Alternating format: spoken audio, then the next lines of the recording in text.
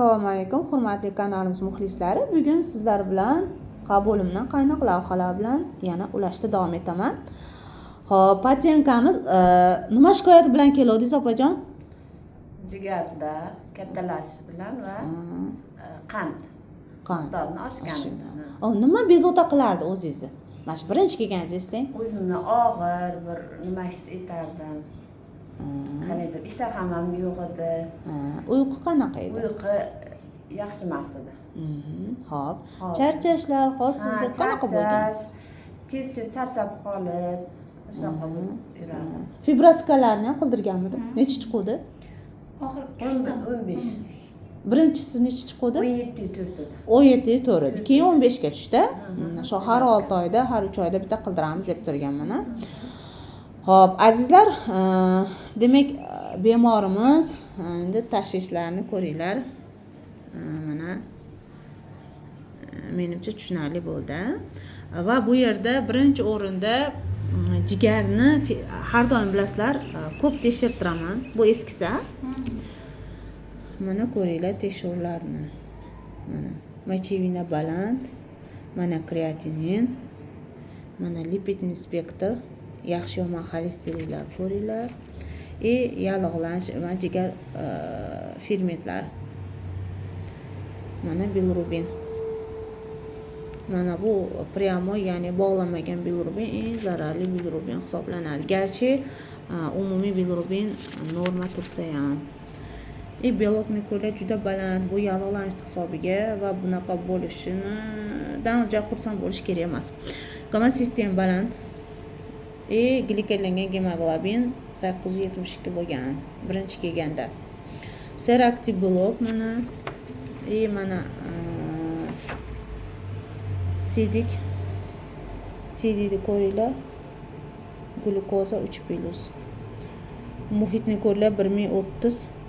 Juda ham zichlikda o'zgarishi. Mana sidik tahlillari, eritrositlar, leukositlar, mochovoy, ya'ni mochovoy kislota tuzlari. Axlat programmada mana hazm yaxshi emas, mana ko'ryapsizlar. Sibir, mana kristallar bor, epiteliylar bor. Aslo seraktiv belok, mana sistemli vоспаление полный hammasi ketyapti. Fibrinogen yaxshi, 3 gacha norma hisoblanadi, yaxshi. Mana shunaqa tahlillar qildirganmiz. Mana gemoglobinni ko'ringlar, baland, trombosit past. Endi bular bilan juda uzoq ishlash kerak. Albatta, insulin baland, ferritin nimaga chiziqcha qilib qo'yganman, vоспаленияning hisobiga shunaqa chiqyapti. Xo'p, va birinchi o'rindagi ishimiz insulinni tushirish, qandli diabet bilan ishlash bo'lgan, bilirubin, jigar detoksini yaxshilash. Bu keyingi tahlillar mana. ALT testi baland, hali ham, chunki hali bu bilan deyarli ishlaganimiz yo'q. Основной ishda mana bilirubin pryamoyni ko'ryapsizlar, ancha pastga qarab tushgan. Glikellangan gemoglobin 576. Parhezingizda nima qildingiz? Ovqat birinchi o'rinda ovqatlanishga e'tibor berishni gapirdim. Nima qilib shunaqa glikellangan gemoglobin pasaytirishga erishdingiz? Birorta qand tushiruvchi dori berdimmi sizga? Yo'q, qand tushirishga dori bermadingiz. Ovqatdan oldin salat, 200-300 gramm salat, karam, nima deydi? Karam, rangli karam, shulardan brokoli, shularga qo'shib go'shtlik salat, keyin shu karam, ko'katlar, pomidor, bodring, shular yordamida ovqatdan oldin yedim shularni, keyin ovqat. Barakalla. Shirinlik, shakar pishirib nonlarni chiqarib qiynalmadingizmi? Yo'q. Men o'zi shirin yaxshi ko'rardim-ku, asal, murabbo. Lekin 4 oydan buyon shularni yemadim. O'rni ham bilinmadi, lekin siz bergan nimalar bo'yicha shular orasida bo'lganmi, meni ushlab turdi shular.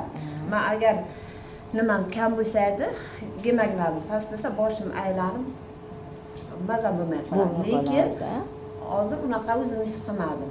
Yaxshi. Man asal yemasam yurolmasam kerak deb o'ylagandim, lekin bo'lar ekan. Bo'lar ekanmi? Ha, bo'lar ekan. Hozir o'zingiz qanaqa his qilyapsiz davolanishdan keyin? Judayam yaxshi his qilaman.